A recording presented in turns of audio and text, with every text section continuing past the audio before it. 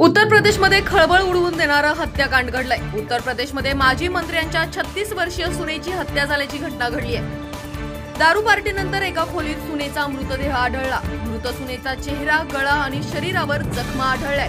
माजी मंत्र्यांच्या 36 वर्षीय सुनेच्या हत्येने खळबळ उडाली आहे। मीडिया रिपोर्टनुसार स्वतः महिलेचा पती आणि बॉयफ्रेंडची बेडरूममध्ये दारू पार्टी सुरू होती।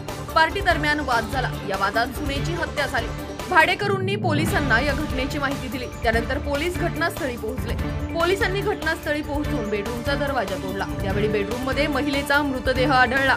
महिलेच्या बाजूला तिचा बॉयफ्रेंड झोपलेला होता, तर महिलेचा पती सोफ्यावर होता। पोलिसांनी दोघांना ताब्यात घेतलंय। मृत महिलेच्या शरीरावर जखमा आढळल्यात। माजी मंत्री रतनलाल अहिरवार यांचा भाऊ तुलसीदास यांचा मुलगा रवींद्र अहिरवार हे त्यांची पत्नी आणि 3 मुलांसोबत कोतवाली पोलीस स्टेशनच्या हद्दीत राहतात। मृत महिलेच्या मोठ्या मुलीने सांगितलं की रोहित वाल्मिकी हा गुरुवारी रात्री 9 वाजता दारू घेऊन आला होता।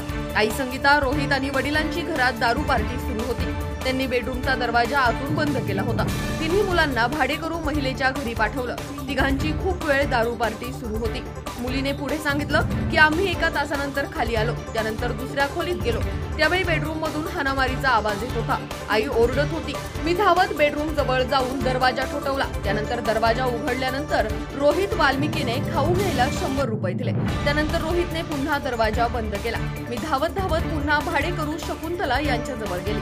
शकुंतला यांनी बेडरूमचा दरवाजा ठोठावला, मात्र त्यांनी दरवाजा उघडला नाही। शकुंतला यांनी 112 वर कॉल करून पोलिसांना बोलवलं। पोलिसांनी बेडरूमचा दरवाजा तोडला। त्यावेळी बॉयफ्रेंड महिलेच्या बाजूला होता, पती सोफ्यावर होता। पोलिसांनी दोघांना तातडीने ताब्यात घेतलं। खोलीत दारूच्या बाटल्या होत्या। संगीताला 12 वर्षीय एंजल, 10 वर्षीय अर्पिता, 5 वर्षीय मुलगा अंश अशी 3 मुले आहेत। महिलेचा मृत्यू कसा झाला याचा तपास पोलिसांनी सुरू केलाय।